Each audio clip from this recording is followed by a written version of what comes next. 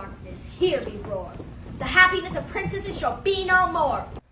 Look out, world. The fairy tale world is being turned upside down by kids involved in this year's Southwest Iowa Theater Group's Theater Arts Camp.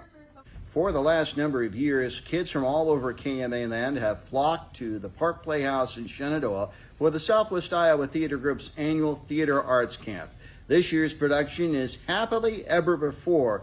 It's a little bit of a different take from all the fairy tales you've heard and all the different adaptations, is that it kind of tells the story from the evil villain side, if you can believe that. That means it's time to step inside the theater for another all-access preview.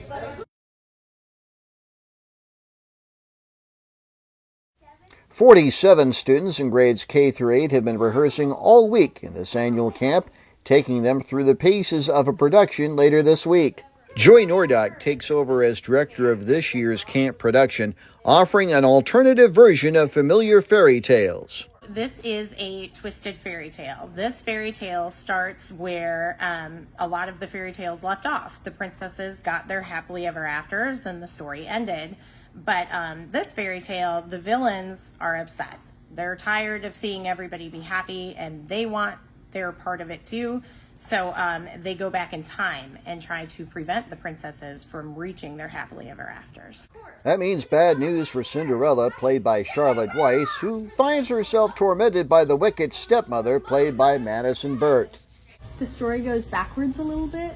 So the evil characters, as you might call them, they want some fame for themselves.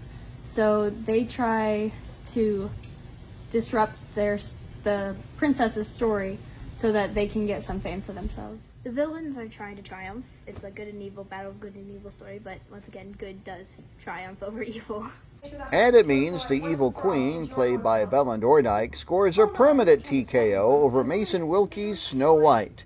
Both Bella and Mason say they're learning more from this camp than just alternative endings to fairy tales. It helps improve my confidence, and the student directors here definitely help my acting skills. It's helped improve my stage presence, my confidence, and just my connections in theater in Shenandoah.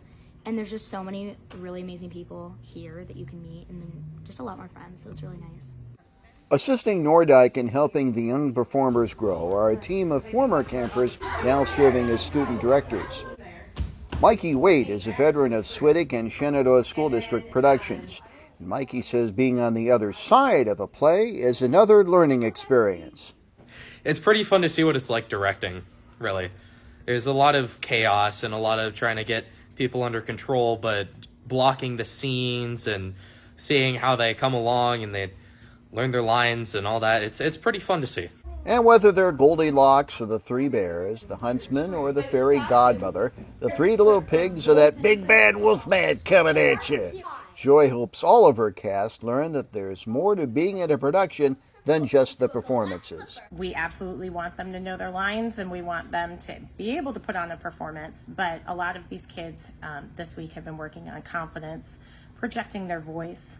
All of them have made a lot of new friends. I like to see those little relationships form throughout the week. The Southwest Iowa Theater Group's Theater Arts Camp production of Happily Ever Before, taking place here at the Park Playhouse stage Friday and Saturday evening at 7 and Sunday afternoon at 2. Admission is $10. For KMA News, I'm Mike Peterson.